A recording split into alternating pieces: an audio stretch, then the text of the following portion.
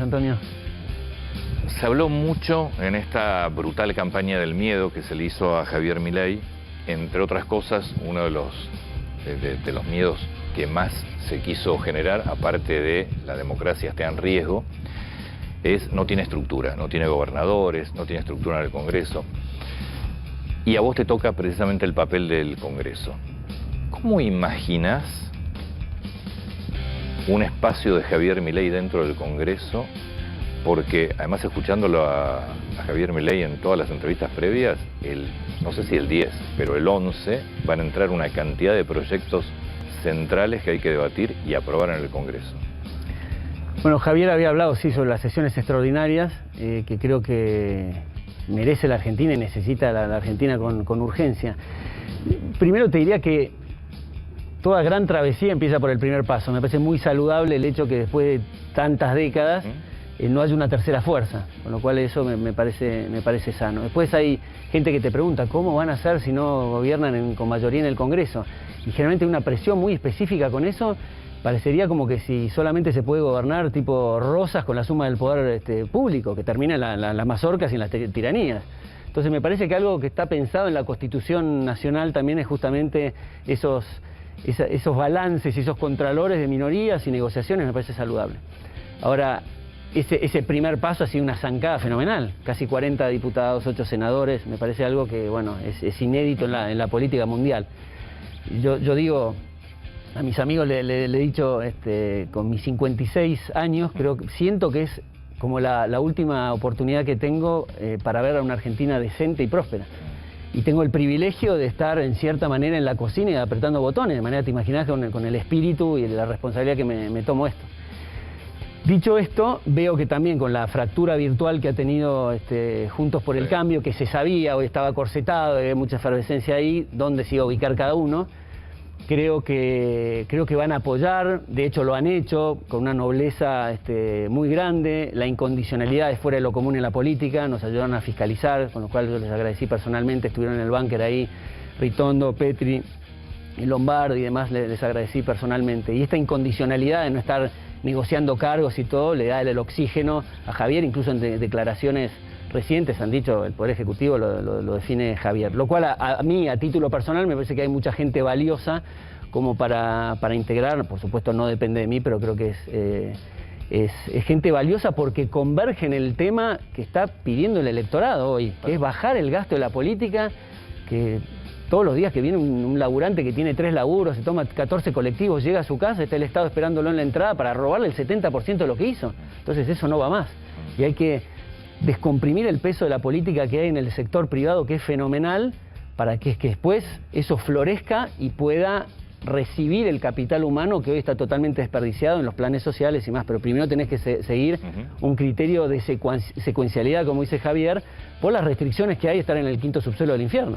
Ahora, en última instancia, en el mapa del Congreso, yo veo al político tradicional, medio borderline ahí, dejando de lado el kirchnerismo y la izquierda, que siempre estaban parados en el divague total.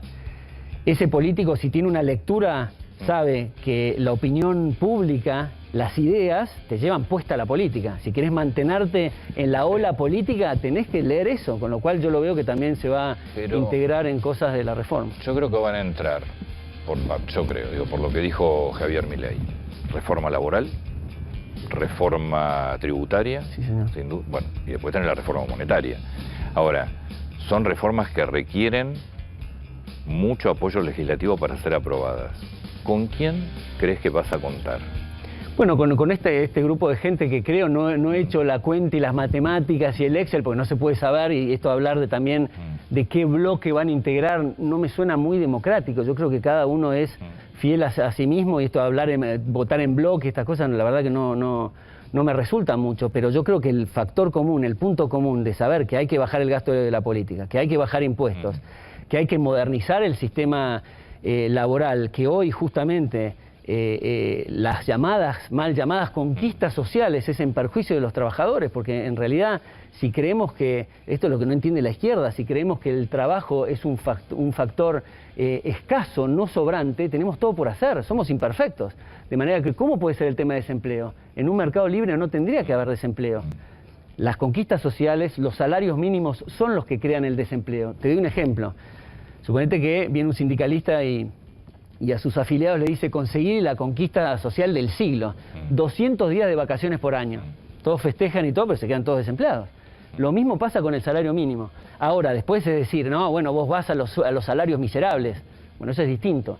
Ya estamos convencidos de que trabajo va a haber, y el problema de los salarios, bueno, el tema de los salarios es justamente este trinomio fundamental que es trabajo, ahorro, inversión, en el paraguas del respeto a la propiedad, para mejorar, digamos, la condición de vida, es los resultados netos de las inversiones, las tasas de capitalizaciones, que son lo único que mejoran los salarios en términos reales, no por decreto, como dice la izquierda, de forma ridícula, sino no trabajemos y vayamos a un decreto de $1 millón por día para todos, vamos a quedar todos desempleados. Recién dijiste que no va a haber una tercera fuerza dentro del Congreso. ¿Juntos por el Cambio estás tan convencido que va a ir en bloque o va a ir respaldándolos ustedes? Esa es la duda que tal vez me queda a mí, ¿no? No digo que no haya una tercera fuerza, digo que es sano que exista la tercera fuerza, que hoy es la Libertad Avanza, que se suma a lo que es, digamos, la estructura, que ahora está más repartida y abierta, y Juntos por el Cambio, con el kirchnerismo, la izquierda y demás. No, porque también digo, si hay una comunión entre la Libertad Avanza y el Pro Duro, sobre todo, da la sensación de que esa tercera fuerza que son probablemente sea mucho más nutrida, mucho más contundente y esté en condiciones de lograr otro tipo de acuerdos. Sí, yo creo que, por eso te digo, yo creo que dentro del PRO y algunos otros de Juntos por el Cambio, incluso radicales, que vienen de la línea de Alem, que es fundador del Partido Radical, que era liberal. Lo que pasa que a lo largo del tiempo se ha socializado y han ido por las ideas socialistas, con lo cual si hoy me decís radical, quizás lo ubico ahí, pero no hay que desestimar gente que quiere y está parado en la misma vereda que nosotros. Ahora yo digo, tanto cuando era el momento de la votación, un discurso hacia el electorado, como ahora hacia la Cámara, es si queremos ser el Congo, vamos a ser el Congo. O sea... Bueno, ya estamos. Bueno, estamos... El rumbo lo tenemos. Inflación más. Por eso, bueno. le ganamos, yo siempre digo... El rumbo lo tenemos, es cuestión de tiempo. Totalmente, por eso dice Javier, y aparte lo veo un tipo con el drive que tiene y la convicción y demás, que no es un tipo que se ande con chiquitas, va a ir con todo y sabe que en definitiva esas convicciones hay que aplicarlas, y el tema de los 100 días y él plantea 6 meses de ajuste, además sin shock. O sea, con shock, cero gradualismo. Ahora, mucho de eso tiene que pasar por el Congreso. Sí. Bueno. ¿Crees que lo van a poder aprobar? Yo creo que sí, si le da la debida lectura el Congreso tiene que ser así, sí, definitivamente tiene que ser así. Hay cosas que tienen que pasar por el Congreso, pero yo aspiro a que el político ha leído lo que quiere el electorado. Y si no, el tema de la batalla cultural, para mí, o sea, todo lo que vemos acá es producto de alguna idea que en algún momento fue ridiculizada, como también fue ridiculizada las ideas de Javier muy al principio. Después pasan a, como dice John Stuart Mill, todas las ideas pasan por 3 estadios. Sí. La ridiculización, la discusión y la adopción. Entonces, en ese proceso yo creo que se ha dado a una velocidad meteórica, y yo creo que la política lo tiene que absorber, si no la opinión pública se lo lleva por delante. Martí, cuando uno analiza negociaciones que se han hecho en el Congreso en los últimos años, es muy habitual el toma y daca. Y no estoy hablando acá en lo más mínimo de nada corrupto, pero el diputado que te dice, yo te voto, pero aprobame tal cosa para mi distrito. ¿Están dispuestos a entrar, digamos, en ese tipo de negociación? Bueno, yo te voy a hablar a título personal. Creo que es hablar medio en abstracto la cuestión, ¿no? Pero suponete que me digas, bueno, la reforma laboral te la apruebo, pero vos después votame una supuesta ley de alquileres. Y la verdad no me metí en la política para eso. Todo lo que sea contra, venimos a sacarle el yunque que tiene el sector privado en la espalda, que es producto de tener mucho Estado. Entonces seguir con este chiquitaje o cambiar, ley de alquileres, se juntan con la fortuna que es de los cientos de miles de millones de pesos cada sesión para reformar algún detalle de la ley de alquileres. Me parece una cosa insólita, hay que derogarla. De hecho, la mayor parte de las leyes en los últimos 40 años han sido en contra de la vida, la libertad y la propiedad y la igualdad ante la ley. Casi todos, cuando no se han juntado para votar el día del malambo, el día de la sandía, estos disparates, cuando hay gente en Avenida Entre Ríos comiendo la basura. Si yo te preguntara, de hecho te lo voy a preguntar, dame no te voy a decir 10, tus 5 prioridades en el Congreso. Bueno, yo tenía como una agenda mental de si ganaba más o si ganaba Javier. En definitiva, si ganaba Javier, la prioridad es esta reforma, la otra es aguantar los disparates de masa desde el Congreso y eventualmente tenía toda una lista de proyectos para derogar leyes. En este caso es la baja del gasto del Estado, como dice Javier, la baja del gasto de la política, que es donde roba la política. Porque Javier subraya desde hace mucho que no se tocan partidas sociales, porque reconoce... Eso lo dijo ayer otra vez, un ajuste que no va en la gente. Reconoce que el tema de la secuencialidad es importantísimo en el contexto que hay restricciones de estar en el quinto subsuelo del infierno. Hoy no podés castigar a las víctimas, tenés que ir al victimario, que es el Estado. Entonces, bajar el gasto del Estado con el tema de la obra pública, te habrá dicho también, la transferencia discrecional a provincias, el tema de subsidios, empresas estatales, que es una contradicción en términos empresa estatal. Una empresa se constituye, nosotros, Antonio, ponemos una empresa y es con fondos nuestros que nos ha costado mucho conseguir y lo sometemos al rigor del mercado y lo arriesgamos. Estos tipos juegan a ser empresarios con fondos de otros y encima usan resortes políticos para limpiar a la competencia, acaso que te viene enseguida a la mente Aerolíneas Argentinas. Le sacan vos debes saber, le sacan las mangas a las competencias, después le sacan las rutas más rentables y se quedan monopólicos. Y encima dan pérdida. Y lo tiene que pagar un tipo que en su perra vida se subió a un avión. Y el tema también de las jubilaciones de privilegio, sin tocar derechos adquiridos, creo que es una cosa pornográfica el tema de las jubilaciones de privilegio y también hay que plantearlo. El tema de Aerolíneas Argentinas también fue claro, Milei se le entrega a los empleados. Sí. Después habló de privatización de YPF. Sí. Me imagino que pues habrá otra cantidad de empresas públicas que están en el mismo camino. Todo eso tiene que ir vía Congreso. Sí. ¿Se aprueba o no se aprueba? ¿Qué crees? No tengo la bola de cristal, pero yo creo que sí, y todo depende de vuelta de la batalla cultural en el momento que sea, en los tiempos que sea. A la Argentina le urge esta cuestión y de vuelta es que se comprenda y la gente lo siente. Antes yo creo que la inercia que ha metido Javier en la batalla cultural ha sido tan fenomenal que la gente generalmente decía, bueno, el Estado debería de controlar, y el Estado, y se da cuenta que todo lo que le pide al Estado, por lo pronto no pone recursos propios el político, viene y te lo saca a vos. Y después son restrictivas a tu propia libertad. Entonces, por eso en todas las discusiones me parece, incluso las que podemos tener un asado con amigos y demás, cuando se empieza a hablar de política, que generalmente es un tema efervescente, se gasta menos saliva y menos coronarias y se pregunta, ¿dónde estás parado en cuanto a para qué querés Estado? Esa es la pregunta clave. Y ahí te das cuenta de qué perspectiva habla. Yo creo que el Estado es para proteger los derechos individuales e impartir justicia. Nada más. El concepto de no victim, no crime, donde no hay una víctima, no hay un crimen, que es donde tiene que intervenir el Estado, no tiene razón de ser. Entonces, que tenga una empresa estatal es una locura total. Yo creo que incluso en el Poder Legislativo, el legislador se ha metido en la cabeza el paradigma de que tiene que regular, controlar y grabar cada paso del ciudadano, cuando en realidad lo que decía justamente a propósito de Alem es el mejor gobierno es el que gobierna lo menos posible. Es cierto que venís en un país donde vos tenés buena parte de la clase política convencida de eso. Que está en el Congreso. Grandísima parte. Convencida, mi pregunta siempre es la siguiente, ¿es convencida, es decir, por convicciones o por intereses? Bueno, habrá que ver. Pero me parece que hay de los dos. Y digo, en cualquier caso hay muchos que están en el Congreso que van a defender eso. Digo, ahí va a haber un trabajo que ustedes van a tener que hacer para conseguir votos. Seguramente. Pero vos viste cómo en tan poco tiempo han cambiado el discurso. Que gente que era de naturaleza más tendiente al socialismo, al estatismo, a regular, a intervenir, empieza a hablar de bajar el gasto del Estado, bajar impuestos. Incluso lo han hecho en tiempos electoralistas, con lo cual te da también el termómetro, es decir, el político sabe... Para que quede claro, porque mucha gente se lo pregunta, sobre todo los que no lo votaron, en caso de que esas leyes que buscan sacar adelante, no salgan o no logren la aprobación, ¿qué pasa? ¿Puede haber un poder de decir vamos igual?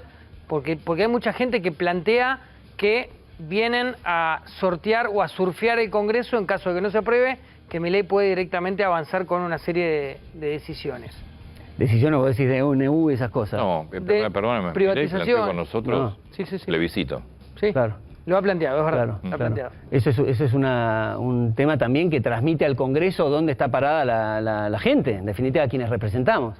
Pero siempre a través de canales constitucionales y respetando justamente el sistema, que a Milei le han dicho que es antisistema. Antisistema es lo que vimos ahora.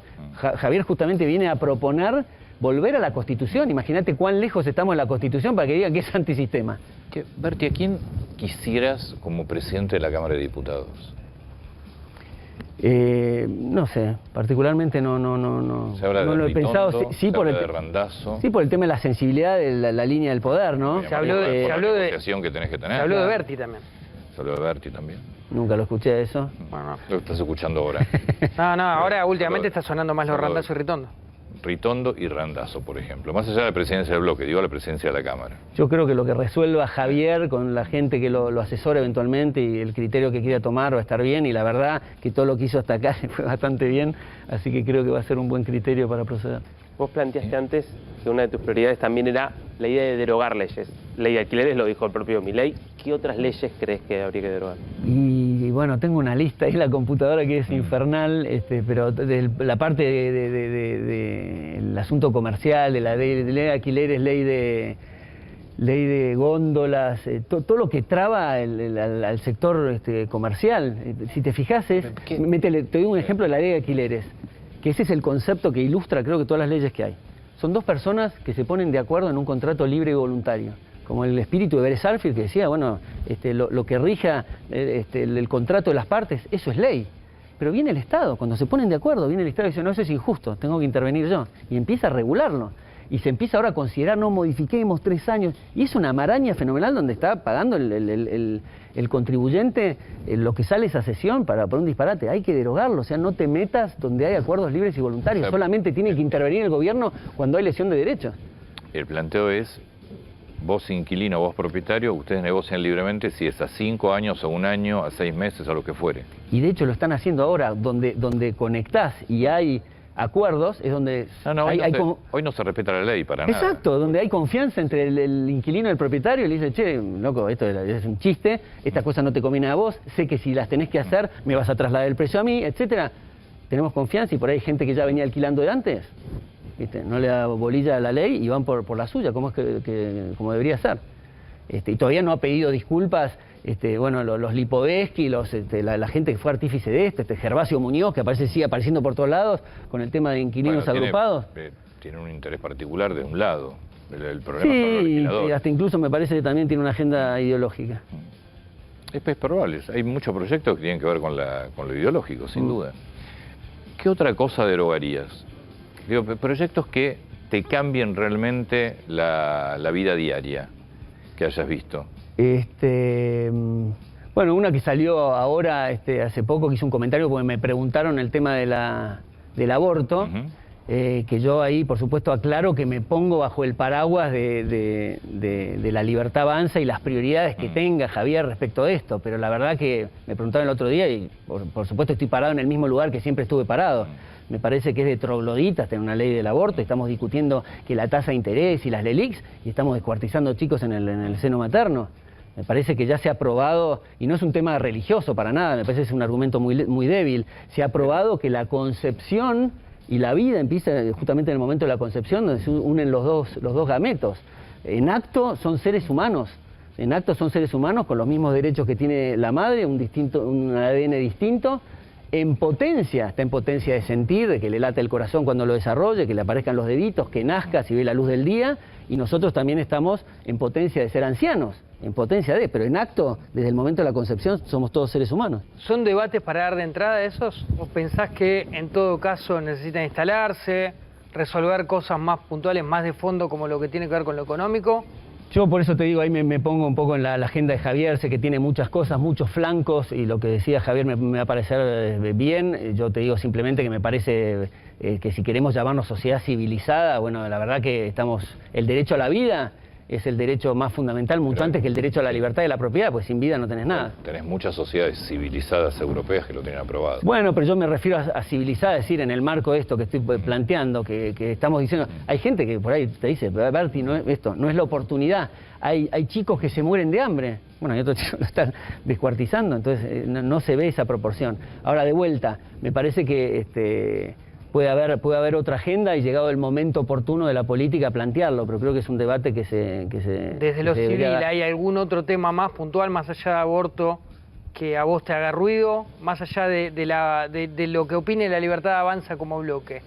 Digo, en algún momento se planteaba hasta matrimonio igualitario, no digo tu caso, pero son temas que se plantearon. Bueno, es un buen tema el tema de matrimonio igualitario. Yo creo que el problema está mal planteado, porque creo que esto igual, en la libertad y los acuerdos libres y voluntarios, parte de ahí, no tiene nada que hacer el Estado ahí. Me parece que vos querés tener una relación civil con dos hombres y una mujer, y bueno, cada uno es responsable de sus actos. Por eso el liberalismo es el respeto irrestricto al proyecto de vida del prójimo. No tiene nada que hacer el Estado. Entonces, rigiendo eso, que sí y que no. Todo lo público no tiene solución, en definitiva. Vamos al tema de la ESI. ¿Viste que tenés? Sí. Los izquierdistas lo usan también para el adoctrinamiento, y hemos visto barbaridades en las escuelas y en los colegios de estas imposiciones. Hay gente que te dice, bueno, no, pero mi hijo aprende. No tiene solución, porque hay gente que quiere la ESI y hay gente que no. Entonces la cuestión es no tomar el poder para pasar a una instancia de conservadores, como los conservadores proponen, decir, no, la ESI no, hay que sacarla, hay que ir a los contenidos de familia. Bueno, ese es una escala de valores personales. Como liberal vos tenés que decir... No hay que hablar de ese tema. Por eso digo que la parte pública, del sector público, del Estado, todo lo que venga del Estado, no tiene solución. Decide un burócrata generalmente por las mayorías, pero lo ideal sería que sea algo privado, porque vos lo llevas a un chico al colegio que tiene esos contenidos y no te gusta, lo llevas a otro. O sea, que cada colegio, por ejemplo, pueda decidir qué tipo de contenido... Claro, la primera etapa, me parece a mí, de reforma en la parte de primera generación, porque cuando se ha hablado incluso en el tema de educación de los vouchers, Javier tuvo la generosidad intelectual y política de pensar la Argentina de acá a 35 años. Y la educación de los vouchers es de tercera generación, o sea, ni siquiera lo va a haber una futura reelección de Javier. Pero claro, los operadores lo han llevado a la instancia de ahora y los vouchers y todo lo que has comentado vos de la campaña de miedo, incluido eso, que se va a privatizar la educación y vas a tener que pagar por tu educación. Hoy la instancia es justamente desregular la burocracia fenomenal que tienen las instituciones y desregular los contenidos. Que eso me parece algo saludable. Me imagino que sí, pero ¿estás contento con tu decisión? ¿De meterme en la política? Bueno, fue un proceso que vengo hablando con Javier desde 2001, así que lo he digerido bastante. Tiene sus costos personales en muchos aspectos, pero la verdad que hay dos cosas que me movieron a dar ese paso. Primero es no victimizarse en lo personal. La verdad que el tipo que está victimizado ahora es el tipo que no puede comer, que come la basura. Nadie te obliga, no te puedes victimizar porque nadie te obliga a nada. No, ya sé, pero digamos, poniendo en eso uno dice, bueno, los costos personales, pucha, hay gente que estaba en una situación mucho más límite y necesita este cambio que yo veo que ha sido fenomenal, de una persona que es mi amiga, que comparto, me cuesta encontrar cosas que estén en desacuerdo con Javier, y es lo que en mi casa, con mi abuelo y papá, he mamado estas ideas. Cuando yo lo escuchaba por televisión al principio, antes que salga la política, lo llamaba papá y le digo, hijo, ¿estás escuchando a ese tipo? Y eran todos goles. Tiene esta respuesta, digamos, de la gente, después del electorado y demás, y me convoca a esto, a ayudar, que necesita gente más afín a sus ideas. Y en lo personal, fundamentalmente, me parece un tipo con convicciones y valores personales fundamentales para cualquier cosa que emprendas, pero en la política mucho más, que no es algo común. ¿Y cómo le voy a decir que no? ¿Desde cuándo lo conoces exactamente? Digo, ¿cómo es la relación? ¿Cómo llegaste a él, más allá del rol de tu padre? A través un poco de papá. Me acuerdo que cuando pasaban estas cosas, cuando recién tomaba protagonismo en la televisión, papá me dijo, sí, lo conocí, nos juntamos en La Biela, me regaló un libro y demás. Y empecé a conectarme con él por mensaje de Twitter, que me habrá contestado de todas las cosas que tiene, porque era Venegas Lynch. Sí. Y después pasamos al WhatsApp, a vernos seguidos, se mudó cerca de casa, me iba en bicicleta a almorzar con él, charlas. Es una persona increíblemente humilde, generosa, y una persona súper cerebral también, que generalmente en toda esta... La previa incursión en la política de él, que le sacan cosas de antes y que se ponía loco y demás, que era, claro, el formato de Intratables, que te imaginas una pelea de perros, donde tenés 8 panelistas que han tendencia por ahí a la izquierda y mitad 8 personas más. El que no subsistía ahí era porque si vos te quedas callado no aparecías ni en un plano. Y después pudo elegir con quién hablar y se mostró el verdadero Javier, que me parece que es la mejor versión de él. Y es un tipo súper cerebral. Incluso yo he participado en mesas de economistas donde él es el materia de él, escuchar atentamente y cambiar de opinión frente a otra cosa donde ves que el camino, el caso de Emilio Campos, que tenía un modelo de de dolarización, que el proyecto es la elección libre de monedas, la dolarización es el tránsito en esa dirección, y tomó cosas de la experiencia de 4 años de Emilio Campo, que viene viendo con Ecuador, El Salvador y demás, y escribió un libro muy interesante que le llevó 2 años estudiarlo. Y ni te digo cuando son temas que no son de economía. Escucha como en misa, anota, sabe delegar muy bien, es un buen, creo que un buen líder y conductor, líder en el buen sentido, digamos. Que yo hablé mucho de... A mí me asombró la campaña que se hizo. Y digo, más allá de Javier Milei, nunca vi semejante nivel de violencia en una campaña política. ¿Qué hablaban entre ustedes cuando...? Porque yo más de una vez digo, che, decí que no tiene hijos Javier Milei, porque las barbaridades que se han dicho, si vos tenés familia, tenés padres, digo, ¿nunca se te ocurrió decir, hasta acá llegué? Yo he hablado con los padres, incluso Alicia, Beto, imagínate lo que es para un padre escuchar permanentemente cosas personales y esos ataques, así una cosa furibunda, y te muestra el temple de una persona que yo no hubiera resistido eso, sumado a la dinámica que hace Añares, porque antes que estar en la política, ya venía con esta cuestión de viajes para dar conferencias, estaba en la televisión todos los días. Ahora en la política, vos lo ves, llegás a buscar una cosa a lo de Javier, está saliendo con Sandra Petovelo, que se va a juntar a no sé cosas, sabés que en poco tiempo está con José del Río en La Nación Más, viene con vos, es una máquina, es algo que creo que él le gusta la cuestión de la batalla cultural, creo que la disfruta, es desgastante y está siempre como rozagante el tipo, y tiene un temple muy particular. Entonces yo le doy esas 3 cosas. Un tipo que en la parte académica es súper sólida, en la docencia y demás, que pasó a la política, como vos decís vos, ya un académico en la política, no lo veo. Se manejó como que se supiera los códigos de la política bien. Nunca esto de la teoría de Baglini, el teorema de Baglini, cero. La gente que dice, últimamente llegado a las elecciones, ahora en el balotaje, chancleteó para atrás, cambió las cosas. Decime una cosa que haya ido para atrás, una. Es solamente cosas que a alguien no le seguía el track record y ha interpretado más, o cayó en la cuestión de la campaña del miedo. Y después la cuestión esta de la escucha sana que tiene y un gran formador de equipos, como lo estamos viendo ahora. Estás en la mesa chica, de alguna manera, de los libertarios, ¿no? De este sector. ¿Hay cortocircuitos? ¿Hay tensiones? ¿Cómo se resuelven? Porque se habla un poco de eso, de que hay un sector tal vez más representado de Karina Milei de un lado, tal vez Victoria Villarruel del otro. ¿Cómo es esa convivencia? No lo siento eso de adentro para nada. Te digo, he participado, a Karina me parece un ser también increíble, que la ejecución que ha hecho y la asistencia emocional que necesita una persona se la ha dado ella, es una persona increíble, súper capaz. Y después hemos hecho reuniones de los legisladores electos. Y ha sido muy grato ver a gente que por ahí nos vemos poco, o gente que por ahí que no conocía yo de otras provincias, que no nos vemos seguido, todo el reconocimiento a Javier, que reconocemos también, en el fondo, que gente que viene de afuera de la política, y los que vienen de adentro de la política también, no nos vota ni nuestro perro, si no fuera que está la cara de Javier, que ha arrastrado de una forma fenomenal.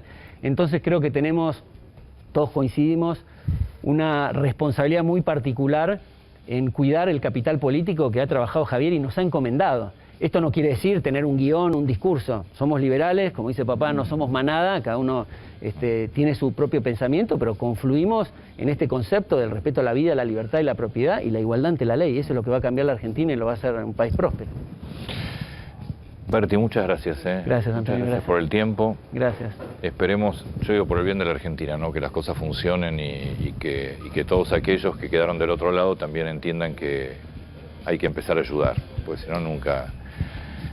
Vos sabés que yo no sé si sectores hoy del oficialismo que van a pasar a ser oposición entienden la realidad que tiene la Argentina. O sea que yo a veces pienso, pero ¿se dan cuenta cómo está la Argentina hoy? Ojalá que... Sí, yo creo que pasa por la resistencia a sus intereses y se va a ver mucho más visible, lo hemos visto con el abrazo del Banco Central, con la cuestión de Canal 7, con economistas que ponen la solicitada en contra de la dolarización, cuando en su perra vida hicieron una solicitada en contra de la inflación, y son todos nombres que o en la academia o en la política han sido los artífices del desastre que llevamos. Entonces ahí se marca dónde está la casta. En la base, digamos, de la pirámide, de los planes sociales, no tendría que haber ninguna efervescencia, porque eso no se va a tocar. Van a quedar en evidencia justamente los gerentes de la pobreza. Gracias por el tiempo. Gracias.